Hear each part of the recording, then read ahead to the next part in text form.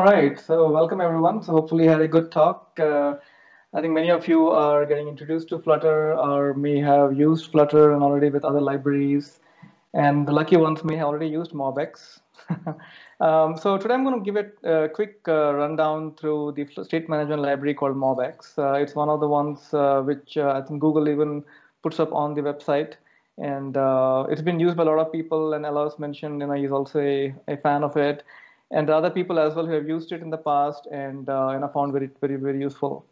So I'm going to give a quick overview of what MobX is and also cover like state management in general, like irrespective of which library you use. There are certain concepts I think which you all should know whenever you're dealing with state management in a client app. So let me just run down through those concepts.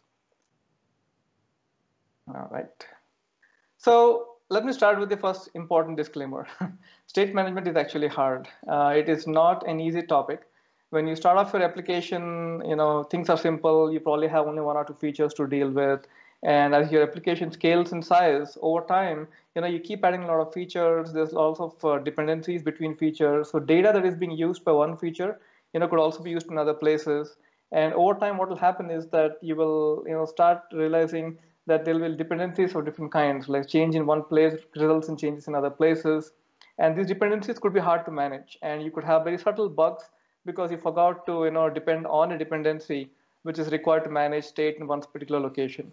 So state management can be hard, and it also comes down to like good engineering practices. It's not always just a library that can help you out over here, but also requires some good engineering practices so that when you deal with state, you are kind of separating out the ones which are most crucial for you and the ones which are not that important in the background.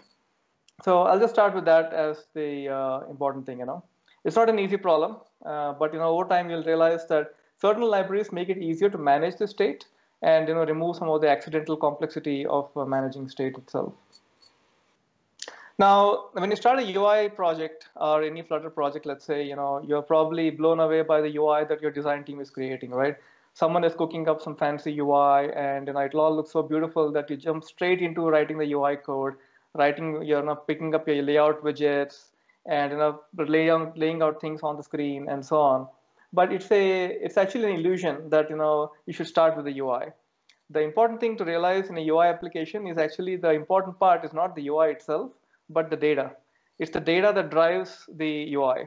It's like the pumping blood of your entire operating system or your entire human being, right? So if you think of the UI in terms of a human being, it's the blood that flows inside that actually is important. Without that, you won't have any life, no matter how beautiful you look on the outside, right? So the data is like the blood which flows inside your application. And it's important to craft the blood in such a way that you create the right arteries and veins and send it to different parts of your system and make it easy for you to understand which parts are using which sets of data. So it's easy to lose track because of the fanciness of the UI, but what's more important is the data itself, right? So the data is the one that drives the UI. So always keep that in mind. And modeling the data is actually the first step in creating UIs. And if you have a good data model, creating a UI, which is a visual paint for your data, is actually quite easy. Now, we all talk about state management, but let's just define what state is, right? And I think in the simplest terms, state is something that is read synchronously by the UI, and when changed, is notified to the UI for scheduling an update. Now, there are a few keywords which are very important over here, and I've highlighted the ones, you read data when you're inside the UI widget, inside a Flutter widget, inside your build method, you always read the data synchronously, right? And when you render something onto the screen, it's done asynchronously. So it's a very fundamental difference over here, right? The data is being read synchronously inside the widget, but the update to the UI is scheduled asynchronously. It doesn't happen immediately. Like as soon as you read the data, it's not like it's painting the screen immediately by freezing everything else, right? The visual update is scheduled by Flutter over a render tree and eventually onto your GPU and your display, right? So it's important to know that difference. And also, there's a difference in terms of, one is synchronous, the other is scheduled. So remember that as the most important aspect of this particular slide. Now, what you see most of the time is actually only a small part of your entire application state. It almost looks like an iceberg, right? Your application state is something that is submerged under the ocean, and it's not always visible to the screen, right? The UI or the users are always seeing a screen full of data, which is only a portion of the entire application. Nobody is seeing the entire application state in one shot. There is no screen that anybody would design that puts the entire data dump onto the screen, right? That will be like a console log, which nobody wants, right? Your UI has to be beautiful, it has to look usable, and people should feel happy when they're using it, right? So what you do is you divide your data into smaller pieces and expose a few of them as components and widgets on the screen. So what you're seeing is always a very small fraction of the entire application state, and kind of looks like this iceberg. Now, there's one important aspect when you deal with the change in state, and it's called the side effect model. Now, unfortunately, these things are not chronicled anywhere, or there's no blog article that kind of gives you all of this in one shot. Now, these are things which I learned over many years of doing UI engineering, and this is one way in which you should manage state inside your application, right? So, what is the side effect model? Well, at the heart of it is the state, which is a reactive state of your application, right? This is the state that you're actually seeing on the UI. Now, you don't modify the state directly, but instead, you actually use something called as actions. Now, why do we need actions, and why can't we just modify the state directly? Well, the difference is between calling value plus plus all over your code and calling increment counter, right? There's a big difference over here. The difference is in the terms of attaching a semantic meaning to that particular action. So whenever you change a state, you want to give it a meaningful name so that you know what operation you're doing on your data model, which results in a change into the state, right? So it's important to use actions to modify your state. Now, just having actions that modify the state is good, but if you don't have any observers who are actually listening and looking at your state, then it's kind of boring, right? So observers become the next big aspect of your system. So that's number 2 over here. So these observers are waiting on changes to the state, and whenever they see a change, they are going to fire off something called as side effects, right? So the whole flow is such that the action modifies the state, and then observers listening to the change in state, and then you have the reactions which are happening as side effects. And these side effects could also be firing more actions. So there's like a loop over here that is going on. Now, if you look at different libraries, they give different names to the same thing. Like actions are actions in Redux. Just take an example, right? Observers are simply the connect widgets, which are kind of connecting to the state and then taking a slice of a state and rendering on the screen. And then reactions are like your middlewares, right? Which listen to certain actions and they do some asynchronous things like firing network calls or maybe doing other kinds of things. Now, every library that is out there in the Flutter world, be it Block or Redux or maybe Scope model or there are other kinds as well. And all of these actually employ this particular model in some form or the other. There are actions which are fired to modify the state, observers listening to the change in state, and then firing reactions which do other kinds of things as side effects. Right? So this is how the side effect model works, and it's kind of a loop which always flows in one direction. And that is why you see that unidirectional data flows as being very popular these days. So let's look at state as it's managed by MobX, right? And after all, we're talking about MobX, so let's see how MobX does it internally. Now, at the heart of MobX are 3 important concepts. There is actions, there's observables, and there's reactions. And these form a loop, which I just described in the earlier slide. The reactive state of your application is captured in observables. And when I say reactive, it's because in an observable, and let's look at observables, they become the reactive state, right? And why they are called reactive? It's because when you modify an observable, they fire notifications. And anyone who is interested in those notifications can react to the change in the state of the observable, right? And hence it's called reactive state because there's somebody somewhere listening to the changes and taking actions on it. Now, the observables that you find in MobX come in all shapes and sizes, right? And it caters to every single data structure that you'll ever need in your application. You could have a single observer, which is like a unit. It could be a integer, number, string, date, etc. A singular value, essentially. It could be a list of values, a map. It could be a set where it has a unique identity, right? Every element in the set can only be once. And you could have a future and also a stream. Now, all of these are already data types present in Dart, right? And what you have in MobX are the observable counterparts to it. So there is an observable list, observable map, set, future, and so on. And by wrapping a regular future, stream, set, and map inside an observable, it makes it reactive so that it starts firing notifications whenever you make a change to them. Now, there's also one special kind of observable, and that's called the computed observable. Now, this is an observable which actually doesn't carry any value of its own, but instead depends on other observables to compute its value, and hence the name. And these computed observables, are extremely useful. And I'll show you in the code samples, how a computer can actually simplify the way you manage state in your application. Now, a lot of the data that you see on the UI is actually derived data, as in the core data that you show is actually very small. And a lot of times when you have to format your data, or you can combine few pieces of data from different places and then show it on the screen.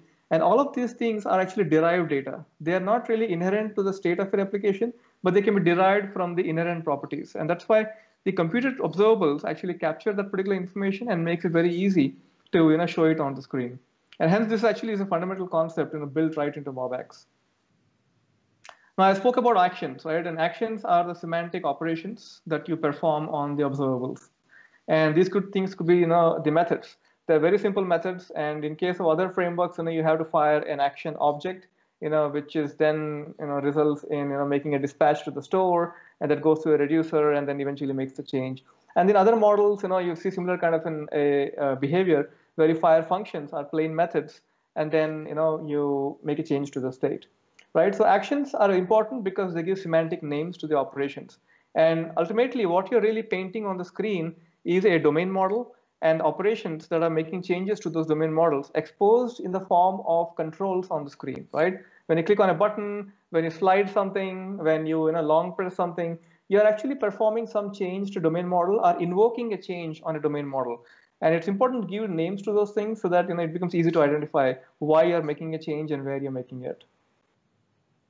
Now, actions in MobX are actually very important, and they have a very special behavior, which is actions can be nested. So you can have multiple actions nested inside a Uber action. And the advantage of this is that there is no notification going out to the observers until the top level action completes. This is very useful because you don't want a noisy notification going on, right? As soon as you make a change somewhere deep inside, you don't want a notification to go out and change the UI immediately. Now that will be very noisy and chatty, right? And also will reduce the performance because you're making tens of changes, let's say 10 changes inside your big action, and for every little change you're re-rendering the UI, right? Because there will be an observer sitting somewhere who is listening to that change and re-rendering the UI, and you'll be re-rendering 10 times because there'll be 10 different notifications fired out. And that is absolutely wasteful, right? So what MobX does is that it tries to capture the whole action context as a transaction, and only when the top level transaction completes will all the notifications go out, and that's when the observers will actually re-render themselves. So there's only one notification going out, even though you're making hundreds of changes inside an action, which actually makes it a very scalable and performant system. And it's very useful for large applications. Now, I have built trading systems using this paradigm, and trust me, in a trading system, we have so many kinds of streams flowing in with different kinds of data inputs that it's very important to throttle the data and also throttle the UI updates. So these kind of transactions actually help in throttling it. The last step, the last pillar of MobX is the reactions. So we talked about observables, we talked about actions, and the third part is reactions. So observables, actions, and reactions, right? So reactions are the side effects. Ultimately, you could have a reactive state in your application, and you could have, your observers listening to the changes, and you could be firing actions to make those changes. But if there's nobody listening to the changes, then it's kind of useless. It's a boring system, right? You'll never see anything happening on the screen. And to see something on the screen, you really need a reaction. And so reactions in MobX come in different flavors. You have an auto run, which kind of runs always and continuously till the end of time until the application quits, essentially. You have a when reaction, which is like a one-time only. So as soon as a condition is true, it'll perform some side effect. You also have an async when, which is like the async version. So it's like a future and the completing or a stream getting a data. And that's when the async when will kick off, fire off the side effect, and then quit immediately. And you have a reaction, which is not just firing always like an auto run, but it waits for the first change in state and then performs the side effect. I know some of these things could be new in terms of if you haven't used MobX before, but all these things will come into play when you start creating applications of different kinds and creating reactions which need to listen to changes. Now, even though if you're using a MobX or you don't really realize is that the observer widget which you see in Flutter is actually a reaction. Underneath, it is actually kind of wrapped around a reaction, which is listening to the change in the observables that are being used inside your widget. And anytime those change, because the reaction listens to the change, right? Anytime they change, it simply calls the build method of your widget and then re-renders itself, right? So it's as simple as that. So an observer becomes like a one-time or catch-all for all your observers. And there's a distinct advantage to having an observer. Now, typically, if you use the plain set state of Flutter, you will see that you have different kinds of builders, right? You have a stream builder, you have a future builder, and maybe for other kinds of notifiers, you have a change notifier, and so on, right?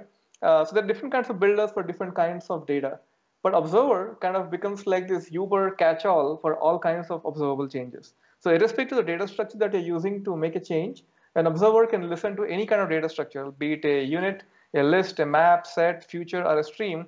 It will listen to all of them, and you just have to use one observer for everything. Right? Now you can sprinkle observers throughout your widget tree and only listen to the part which you actually care about for rendering that part of the UI. Right? So don't put an observer at the top level, but you can put an observer wherever you want in order to make it pretty easy to just render that segment of your UI. Now that makes it very performant again, because you're not re-rendering an entire widget tree when only a small part is changing, because the observer is only observing a small part, right? So that kind of makes it very performant again. So in general, a lot of these performance attributes have been baked into MobX itself, so that it becomes easy to write large-scale applications, big widget trees, without having to worry about am I using too many observers, or am I using observer at the right layer, and so on, right? So do remember that part. So just to kind of summarize the three pillars, right? You have the observables, you have actions that change these observables, and reactions that listen to the changes in observables. And of course, reactions can also fire more actions. So it results in this unidirectional data flow that is very popular in almost all the frameworks and libraries that you see out there. Now, this is a concept which is very popular now, not just in Flutter, but also you see it in React, you see it in Swift UI, you see it in Angular, and lots of other frameworks out there. So almost every framework that you see in 2020 is going to have this concept baked in some form or the other. So enough of theory. So let's see some code now. And I think that's where you will see how all of these concepts come together and kind of explaining things to you. All right. Let's move a few things out. All right. Before we jump into the code, let me just start with one simple example, right? I'll take the counter. The classic counter. So anyone who's done Flutter obviously has learned the Flutter by running the counter example, right? So what you see over here is a very simple counter, which is what you start with, when you learn Flutter, and it's doing what you expect, right? It's simply incrementing the count. Now, what does this look like in MobX? Well, something like this. So you create a store, which is a class that wraps your data, which is a reactive state.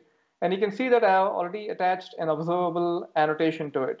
So this is my reactive state, right? This is the value that is going to change constantly. And anytime this observable changes, I want to re-render on the UI. And you can also see that I have an action, an @action annotation, which is the method or the semantic name given to the mutation, right? So anytime I change the value, instead of calling the value plus plus directly, I'm going to call an increment instead. So this is the simple store that kind of captures the reactive state and also the operations. Now, one important thing to note here is that although it's very simple, it actually shows you some fundamental differences between other state management frameworks out there. And that is the state and the operations that change the state are together, right?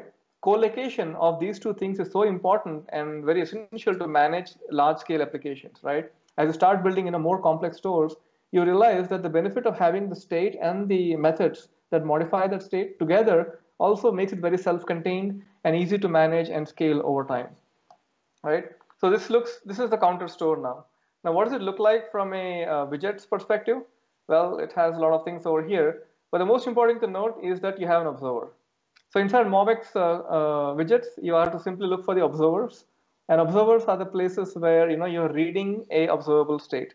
So note that the observer takes in a builder method, which is a method which simply reads the counter value.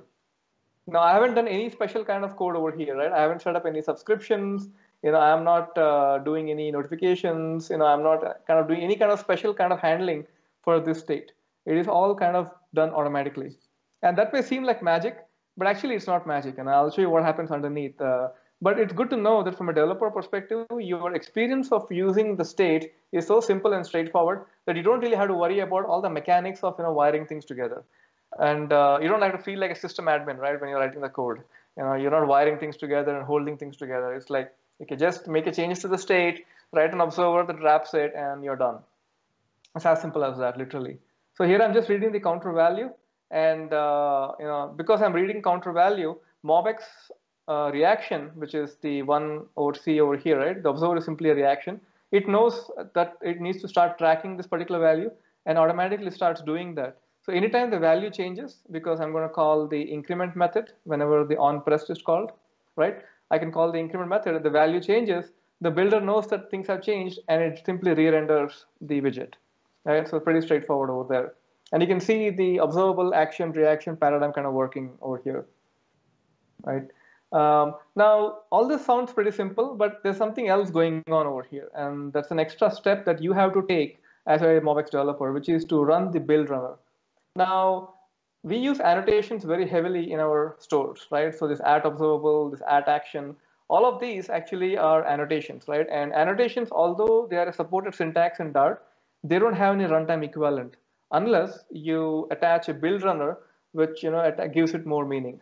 And that's why we have build runner, which runs on the side, and it generates code that looks something like this. It's all not something you're supposed to read, but what it does is it manages the state of your application through the actions and all of that stuff. And so you never have to actually deal with it yourself, but think of it as the runtime code that is essential to kind of put things together. It's almost like you're taking the imperative world of frameworks and making it more declarative, right? You don't really care how the wiring happens, but you want to know for the fact, and in fact declaratively state that anytime the value changes, and because I'm observing the particular value, I need the widget to also re-render, right? So you're declaratively stating your intent without having to actually do the wiring and telling the computer and the compiler, hey, this is my data, that is my UI, connect them together with a subscription. Whenever it changes with the notification, call re-render or set state, and so on and so forth, right? So you're not doing any of that stuff. You're simply just reading the value and then observing the value. That's about it. So that's simple counter example. Let me take a slightly more elaborate one, which is to-dos. Now, to-dos is like the holy grail of almost any UI framework, right? Almost you see an entire site called To-Do MVC dedicated to it, right? And it's almost like all the frameworks out there have to create a to-do example in order to be called a framework or a state management framework. So this is a to-do example. Let me just close off everything else. Now, the to-dos although looks very naive and simple, there's a lot of things going on over here. Notice that since there are no to-dos, I want to show the special message that, okay, there are no to-dos over here. Now, if I add a to-do, let's say prepare a talk, then you can start seeing that the message changes, right? It says 1 pending and 0 completed. If I actually complete it and mark it as complete, then you can see that the mark all completed button has become disabled, right? Because obviously when I have completed everything, there's nothing else to mark as all completed, right? So if I uncheck, you'll see the mark all completed will again be enabled. And then remove completed will be disabled because there's nothing that I can remove right now. As soon as I check it, the buttons automatically change their states, right? And also the message changes. You have 0 pending to-dos and 1 completed, right? I can also filter between the things, between completed and all and pending. And you can see that the list kind of updates itself. Let's add one more. Let's say give the talk. And now you can see that not only the pending ones, only the completed ones, and of course, all of them. And if I mark both of them, you can see the message again has changed to reflect that. 2 pending to-dos and all of that so far. Now I can also mark all of them as completed and then remove all of the completed. Right? So there's a lot happening over here. There is a change in state of the buttons, the message keeps changing. And then as you filter between different states like a pending and completed, the list also updates itself, right? So there's enough of interaction built in over here. So obviously the store has to have a lot of logic also in it, right? So let's see what the logic looks like for the to-dos. Now at the heart of it, you have the to-do store, and that just has a very simple observable state, right? It has a description, which is the title. So if I kind of say prepare the talk, the prepare the talk is my description. and then the Boolean flag is done, whether the item has been checked or unchecked, right? Whether it's done or not done. So that's every to-do out there. If I keep adding more to-dos, autocomplete, okay, talk. So you can see, each to-do actually has the same state. So it kind of, creates description and done and so on and so forth, right? So every to-do is kind of nicely captured inside one little store. And that's a paradigm which you will see very common in a lot of MobX applications, where you can create several stores at different levels, almost creating like a hierarchy of stores, right? You can have one root store and you can have several stores that kind of come under it. And this depends on the complexity of your feature. As the features become more complex, you realize that, it's not easy to manage the state entirely in just one store. You got to kind of break it down into smaller pieces, basically divide and conquer, right?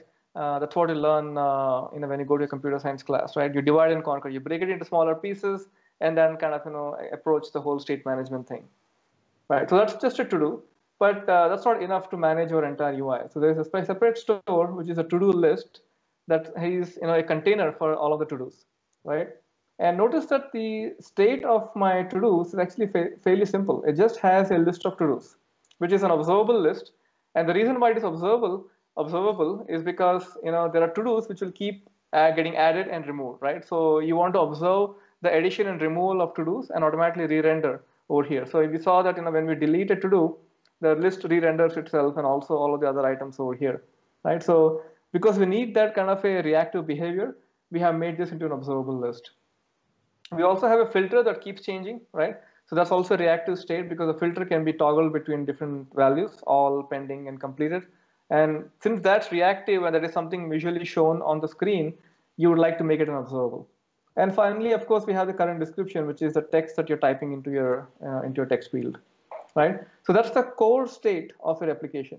And notice that I'm calling it out as a core state because that is a state that is inherent to a to-do application, right? And anything else and everything else literally that you see on the screen is actually derived state. And it's derived, and hence the reason we have so many computers actually over here. Now notice that almost everything that you see on the screen is actually computed now. There are pending to-dos, there are completed to-dos, which is actually a list of to-dos which has been filtered by its done value, right? So pending are the ones which are not completed. Completed are the ones where the done is true, and all of them are kind of banking on the core state, which is to-dos, right? So they're not creating new state to manage these kind of things. They're actually banking on the core state to do it, and that's why it's keeps the whole UI fairly simple because your core state is actually very limited and simple. And then you can see that it has completed to-dos and has pending to-dos as flags. Now, although this could have been done directly inside the widget, I'm actually putting it as a computed property and storing it inside the store. Now, the reason for doing this is it's very easy to get carried away and put conditional logic inside your widgets, right? It just looks like a simple if condition. Let me put it inside my widget build method, right? And that looks very naive right now, but as you start growing an application, it becomes a natural habit to put this little conditionals all over the place, and it kind of complicates the widget tree. Okay, if this, then do this. If my state kind of looks like this, then do something else, and so on. So it's kind of easy to take out all the conditionals and simply read some value from somewhere. So rather than actually putting the logic for the computation of the state, read the computed value directly, and hence the computed. So it's very easy to kind of make and capture all of these kinds of operations and conditional statements with computed values and kind of keep your widgets very simple and clean. So what this does is it simply tells you whether I have any completed to-dos or not, and whether I have any pending to-dos or not. Now these two flags are actually used by the buttons over here. So the remove completed and mark all completed, these two buttons actually are using these Boolean values. So remove completed will be enabled when it has at least one completed to-dos, right? So here if I put a talk, say give a talk, okay, give a talk, all right? Now if I check this, the remove completed gets enabled. And it's kind of monitoring the completed state of all the to-dos, right? It's as simple as that. And notice that the has completed to-dos is actually relying on completed to-dos, which is also a computed property, right? And completed to-dos ultimately reads the core state, which is your to-dos, and filters it by the done flag. So the advantage of doing all this is that you are kind of creating values which can simply be read inside your widgets, and without having to worry about what's the logic required to compute the value. All right. And finally, the item description, right, which is also a computed value, because the description that you show over here, the text description, is something that you can derive from the existing state of your application, right? So my existing state already has to-dos. If it is empty, I'll show one message. If I have some pending and completed to-dos, I'll show a different message. And then I'll suffix it with different plurals or singular, depending on the number of values that it has, right? And so all of that logic can be baked in over here. So this makes my entire widget tree very, very simple, right? So I don't have to worry about how the value gets computed. I only worry about reading that particular value and showing it at the right place. So if you look at the widgets over here now, the to-do widgets, it looks fairly clean actually. I kind of broken it down into smaller pieces. You have the add to-do text field. You have the action bar, which kind of contains all of the filters and the buttons. And then you have the description, which kind of simply shows you the description. And let's see the description widget, because it's kind of the simplest one over here. And all it really does is that it is a stateless widget to start with. And in fact, that's one quality of a lot of MobX widgets.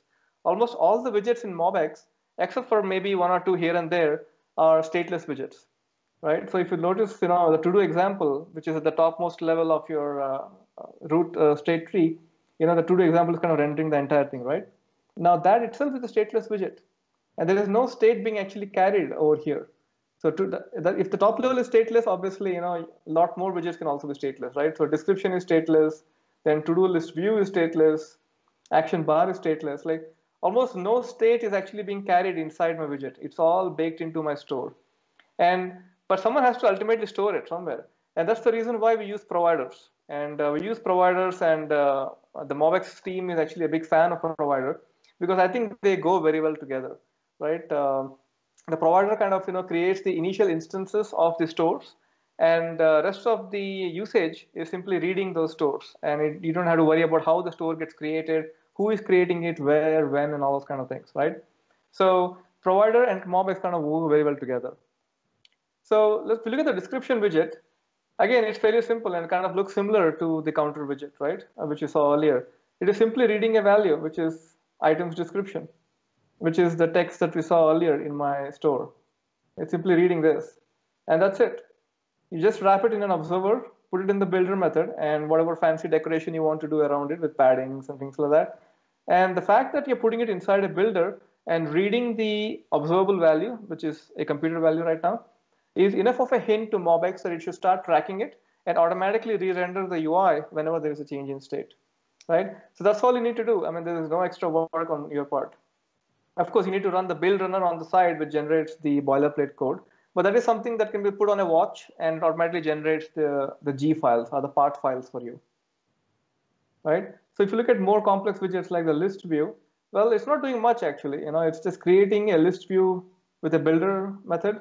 It is looking at the item count, which is again, the number of visible to-dos, because visible to-dos is actually a wrapper around the to-dos and switches between the different types of to-dos, right? If you didn't see it earlier, the visible to-dos is over here, right? That too is a computed property, because it depends on the filter, right?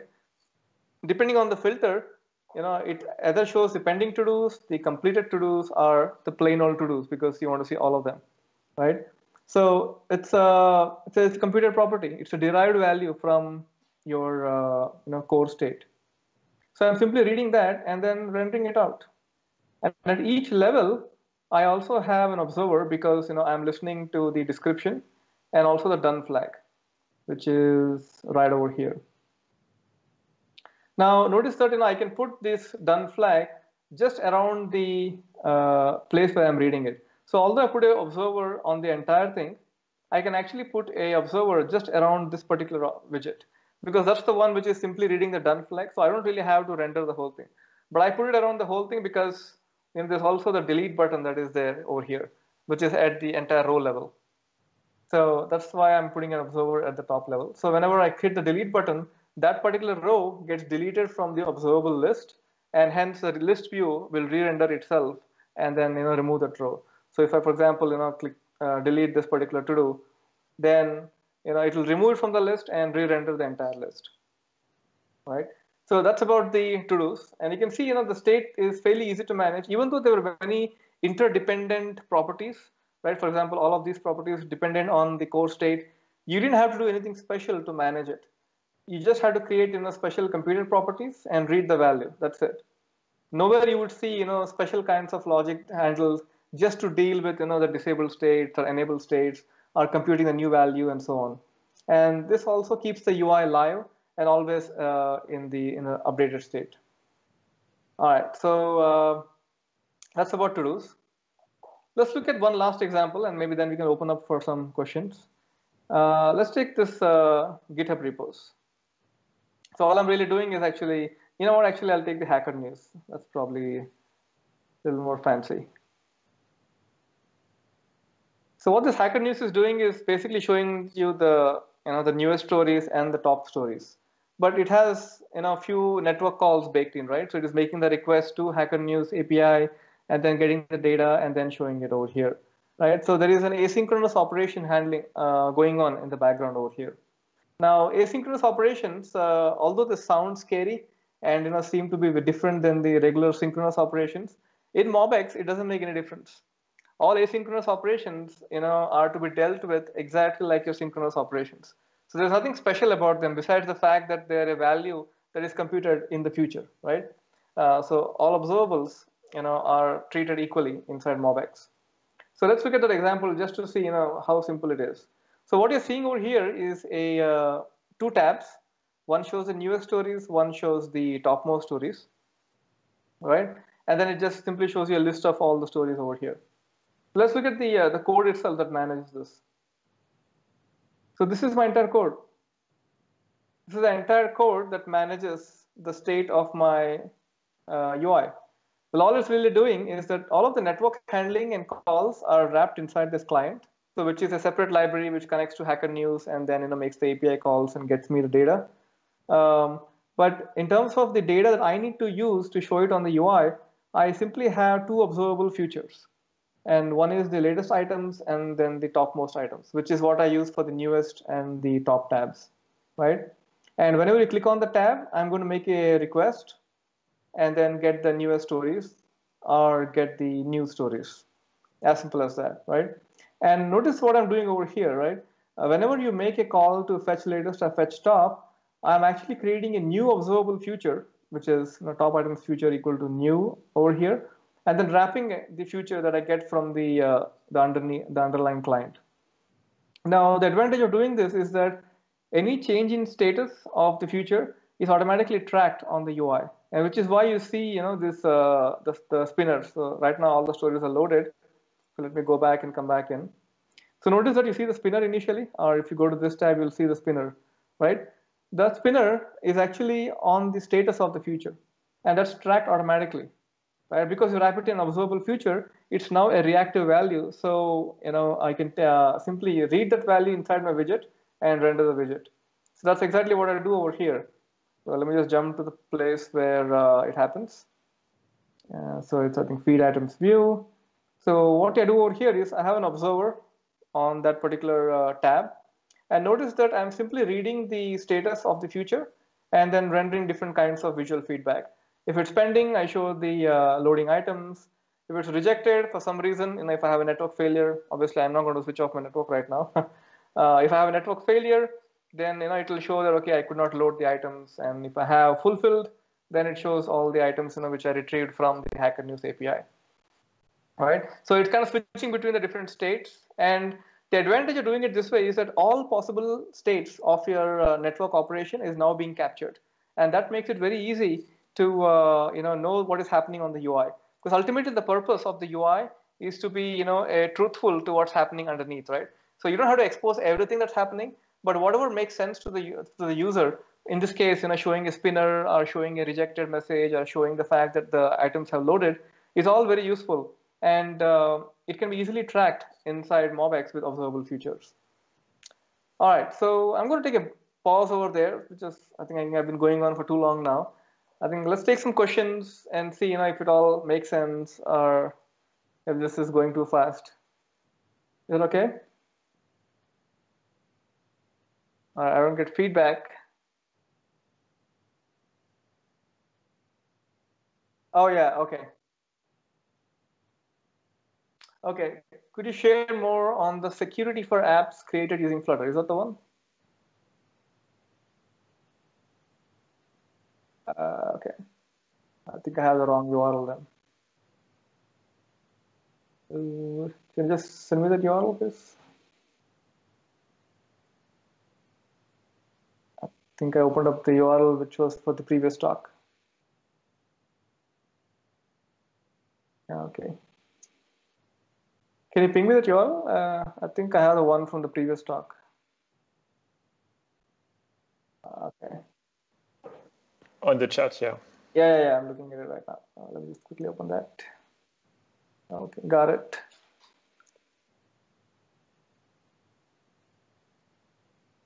All right. Did I draw the presentation images myself? Yes, of course. I'm not rich enough to employ a designer yet, so I have to do the design skills myself.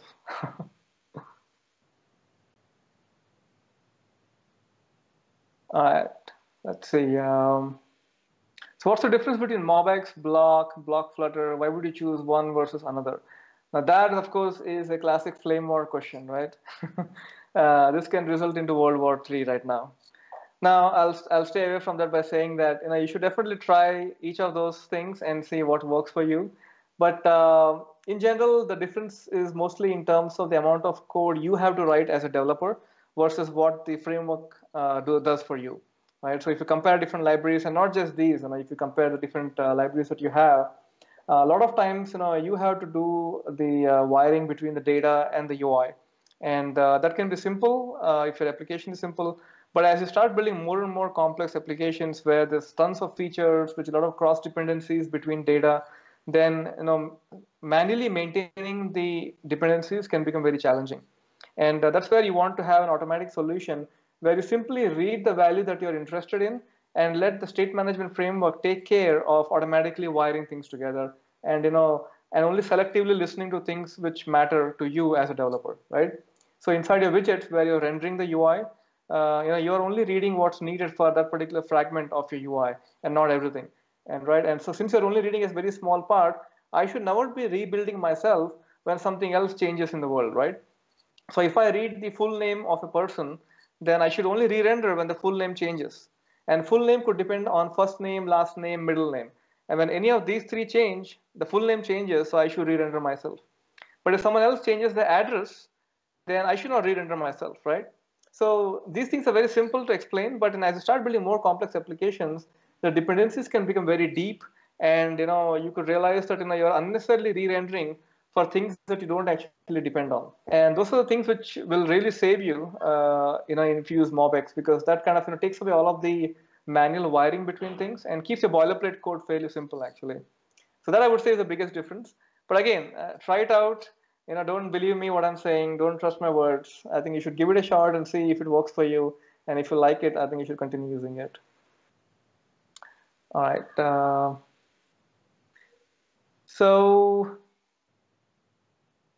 Okay, I think we have a couple of questions over here now. Source code for all of this is available. In fact, let me just quickly show you. If you go to the website, which you see over here, all of these examples that I just showed you have been neatly explained in the form of a full-fledged blog post, right? So you have the counter, and you have the to-dos, and you have the hacker news. So all of the things which I just showed you have been explained in much more detail and with a lot more reasons and things like that, to explain why we make certain choices and stuff. And also helps you to set up your own project and with all the dependencies laid out from pubdev, right? So everything has been neatly explained over here. So definitely take a look at that if you want to go deeper into the examples that I just mentioned. All right, a lot of questions over here. Let me just go through them slowly. Oh, okay, good. Any example available on how to correctly use a reaction between two MobX stores on a Flutter app? Should be done on the widget or on the store constructors? Yeah, so typically, so there are two aspects to this question. One is that if your store is long-lived, as in the store doesn't depend on the life cycle of the widget itself, then you should do the reaction part also inside your store. So just as an example, right? So if you have a screen that is showing up and needs a store to back it up, and make some changes on the store, but as soon as you remove the screen from the tree, the widget gets disposed, the store also gets disposed, right? So if the life cycle of the store is dependent on the life cycle of the widget, then you should do all of the store creation and the reaction setup and all of that inside the widget itself. So don't write the code itself in the widget, but call methods from the init state of your stateful widget, create the store, and then call the setup reaction method of your store so that all the reactions get set up in the init state, and in the dispose, obviously dispose of all the reactions. Now that's the use case when you have a store's lifecycle tied to the lifecycle of the widget. Now you could also have some stores like the preferences or the authentication or the theme change and so on. These are all stores which are long-lived. That means they live across multiple features and across multiple screens. In those kinds of cases, you should set up the reactions inside the store and do it before you run your app. So a lot of times we do the run app thing, right? So which you see over here. So if I go to my main.dart for the MobX examples, you will see that there is some initial setup that I'm doing over here, right? So before I do my run app, I can actually create all my stores and be ready. And that's exactly what I do in some cases, So you can set up all of your stores so that the data is available before the UI gets rendered. And remember, very early in my slides, if I have my slides here, let me just jump to that. I pointed out one thing, which is this: data drives UI, right? So your data should be available before the UI is rendered. And that's the reason why, you should set up your stores inside your main.dart before you run the UI of your entire application. I don't know if I answered this question, but I think typically data comes first and then the widgets that read that data. And the reactions, obviously, when you have two separate stores, you could set up the reaction in such a way that these dependencies, that your store dependencies could be passed in through the constructor, or they could be passed in through properties. But if they're passed in as properties or fields, then you need to have an explicit setup reaction method somewhere, right? Because the property could be set anytime during the lifetime of the store, whereas the constructor gets called only once. So it's normally recommended that you pass in all your dependencies in the constructor, because when you go and do the unit testing for your stores, setting up the setup code for your stores becomes very easy, right? So passing it in the constructor makes it very clear that these are all the things in the world that I depend on when I'm running my stores, and just having it in the constructor just explicitly calls it out and makes it easy. All right. Okay, so do you recommend jumping straight to reactive programming when we first start learning Flutter? It looks pretty complicated. Yes, there's a lot of computer sciencey terms that people use, like reactive programming, functional programming, and there's declarative programming as well. These are all terms, which actually ideally come from the computer science world, but you don't have to be scared by all this. Trust me, if you have written any HTML code in your life, you have already done reactive programming, declarative programming, and even functional programming to some extent, right? What is declarative? Declarative is basically, instead of saying how we do things, you just define what you want to do rather, right? So you focus on the what rather than the how. So in HTML, that's what you do, right? You say, I want a bold tag over here without worrying about, how the bold actually gets rendered on the screen. You use CSS to describe, the declarative nature of the presentation logic, right? So you're declaring your intent of wanting a bold text rather instead of manually creating the code and setting up the fonts and the font weights and all of those kind of things, right? So the UI, the frameworks underneath actually do that part for you.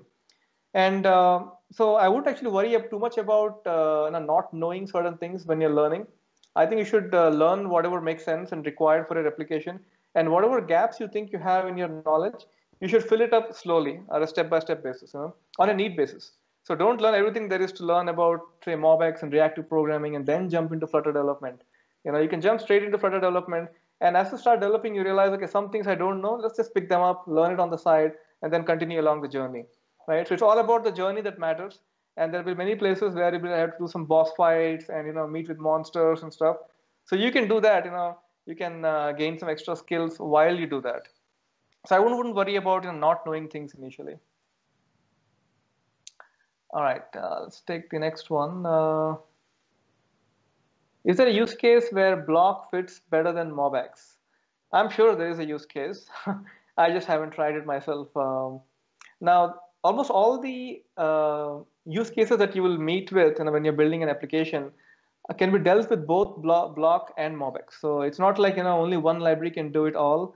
Because as I said, like if you look at my slides, right, almost all frameworks follow this logic of creating the side effect model, right? So almost every framework out there, whether it's Block or MobX or Redux, they all follow these basic principles of having state being at the core, actions being fired to change it, observers listening to the change in state and doing the reactions. So irrespective of the library you use, you're always going to follow this particular side effect model. So any use case that you can do with Block, I'm sure you can do with MobX, and the same goes side by side. Now, what's more important to realize is that how much code that you have to write as a developer in order to achieve that particular use case. If it's a lot of code, then obviously you're spending too much time doing things which probably you should not be doing. And if you're very little code, then it gives you more time to do other more useful things and focusing more on the business logic. So it's not that it's either or, it's more in terms of what saves you time, right? Now, could you tell when you use stateful widgets when using MobX? So stateful widgets are very useful, when the lifecycle of the widget is closely coupled with the lifecycle of the store. And when I say lifecycle, it's the lifetime of the store, right? A screen comes on the UI, it requires some data to back it up. And as soon as the screen goes out, all the data that it was using is no longer needed. A very classic example is like a form and its validation logic, right? So as soon as you open up a screen where you need to fill up a login form, let's say, you have all the data that needs to be filled in, username, email, etc. And there'll be some validations checking whether the username is available or not, making some async calls, and then checking that the email is in the proper format and so on. So all of that logic, can sit inside your store. But as soon as you're done filling up the form and submitting the form, there's no need for the store to persist, right? So you can just destroy the store. You can destroy it as part of the widget dispose, and there it goes. In those cases, it's very useful to create a stateful widget and setting up the store, creating a new instance of the store inside the init state and setting up the reactions and then disposing it in the widgets dispose. I think that's a classic case for using stateful widgets with MobX. All right, what else do we have here? So how do you, okay, could you give some best practices about extracting core data and states from the UI? So I think that's actually a talk in itself and probably requires touching about a couple of use cases just to get a hang of it. But the general principles are, the core state is something that is inherent to your application, right? So anything that can be derived is auxiliary state or computed state. And most of the time, the UI is simply painting the data, right? So in the process of painting the data, it could be formatting it, it could be applying some extra logic or wrapping it in extra data structures just so that it can work with the UI.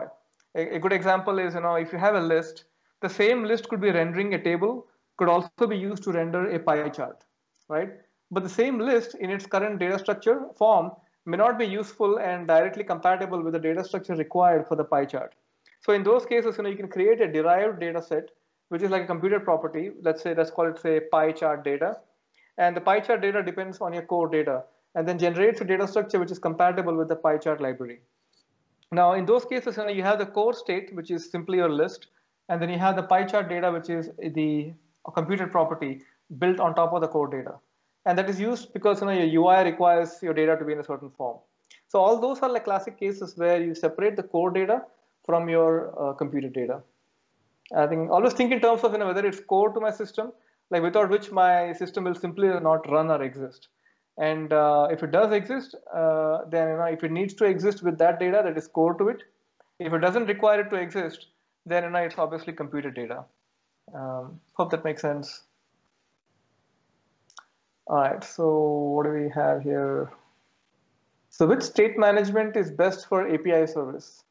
So I don't think there is anything best as such. Almost all state management frameworks can do the job of reading from an API service, reading this JSON and then creating the object models required to render it on the UI. So almost any state management should be fine. In fact, no state management also is fine, right? You could simply read the data with HTTP library, use your own JSON parsing, create your object models, without having to, create, like a JSON serializable or anything like that. You can manually decode the JSON model and then create your object models required to render on the UI. Now, those are cases where you're not, having a complex UI, or where the use case is so limited that I don't have to rely on library and other kinds of, auxiliary code just to, translate between JSON and the model that I need. In those cases, I would just simply go with, hand-rolled JSON management, JSON decoding. If you have more complex cases where you're repetitively doing the same action again and again across varieties of screens, and the keyword here is, repeatedly doing across multiple screens. And if you keep doing that, obviously it gets boring and tedious, right? So in those cases, you want to look for an automated solution. And that's when, you can apply state management frameworks and JSON decoding practices to, do it for you more in a more less tedious way, rather. What else do we have? Okay, if you have 2,000 inputs to an object, it calculates 300 values. You have 1,000 of these objects, calculate some values from them and even values out of these. Right, so I think your question is kind of drifting towards, if you have lots of objects which interdepend on each other, then how do you manage them? And how do you show them on the UI maybe? I think I'm getting the sense that's your question. So typically, if you have lots of data and lots of interdependencies between data, one thing to note is that even though there is data dependency, there may not be a UI dependency on data, right? And what I mean by that is, although your data could be very complex, the UI that you're showing on the screen need not show all of them at the same time, right? So there could be some throttling applied, or you could be breaking it up into smaller screens, or only showing a small portion of the entire data set at any time, right? So in those cases, you can, rely on reactions or observers just to pick the ones which they need, and then, not render everything. So you can apply more, strategies like, virtualization, which kind of, creates a small window on your entire data set, right? And that ensures that only a small subset of the data is rendered rather than rendering the entire thing. So you can apply practices like that to ensure that you're only rendering what's required on the UI and not worry about the complex data that is there underneath. All right, what else do you have here? So how do you share counter value between screens? I'm using gedit, but I suspect you're doing it differently with the provider. Oh yeah, I'm actually using a provider over here. So let me just quickly show you that. So the counter widget, actually, the counter widget, which is over here, actually creates the counter right over here. This is actually an example of a stateful widget. And I made it a stateful widget deliberately just to show the fact that you can create the stores inside stateful widgets. And somebody actually had a question on that. So this is an example of that. But if your stores are more complex and they have to be pre-created before the UI gets rendered, then you can use a provider for it. So let me just quickly show you the place where I'm creating a provider. So here you can see that I have a multi-provider. Just collapse this. So you can see I'm creating all my providers over here. So I have a multi-counter, I have a counter. I actually created a provider for that, but I'm not really using it. This is again an example code, right? So just to show how you can kind of create providers and use it, and so on and so forth. So typically you would set up your data, before the UI gets rendered. So this multi-provider is the root of my entire widget tree, right? So it gets created first with all of these providers, and then the child gets rendered. So my data gets created before my UI is rendered. So it's a good practice to kind of combine provider with MobX and get the benefits. You can use gedit as well. I mean, there's no hard and fast rule that you use provider.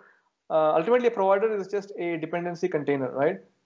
It is, instead of directly relying on the reference, you rely on a container which creates the reference and the stores for you, and that kind of makes it easy to manage the life cycle of stores. Okay, so what else do we have? So we want to use Moore generated models in MobX. When this will be fixed? Currently, this build as dynamic. Yeah, so the thing is, and I think Moore also uses annotations internally, and there is actually a bug in the Dart build runner. It is not a bug of MobX. I think the problem is that there are two build runners which are kind of fighting with each other in order to realize what the type should be. Now, for MobX to actually correctly resolve the type, it needs to know the type of your model. but the moor is not generating the type unless its own build runner runs, right? So MobX is not able to see the type that moor generates. So it requires some kind of a staggering of builds. So you need to generate your moor models and then generate the MobX models, the MobX stores, the G files, right? So unfortunately, there's no way to specify the order in which things should happen in the build runner. And that is the reason why all these type resolution issues are coming up. And I think this is more of an issue we have raised with the Dart project as well. And I think once that gets fixed, I think all of these issues will just disappear once and for all. But for now, it's more of a type resolution issue, which is why you're seeing dynamic instead of the actual type.